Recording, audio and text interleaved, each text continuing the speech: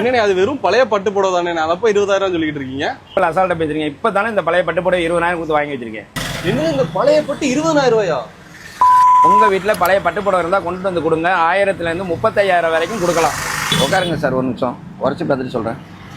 இந்த புடவை போகும் சார், இந்த புடவையும் போகும் சார். இது வெள்ளி ஜருக. இந்த புடவையும் போகும் சார். இந்த புடவை போகாது சார், ப்ரௌன் கலரில் வந்தனால இந்த புடவை போகாது சார். மொத்தம் 32,000 ரூபா கிடைக்கும் சார். அது மட்டும் இல்லைங்க சார், கிழிஞ்ச ரூபாய் நோட்டும் எடுத்துக்குவோம், 2000 நோட்டும் மாற்றி தருவோம் சார்.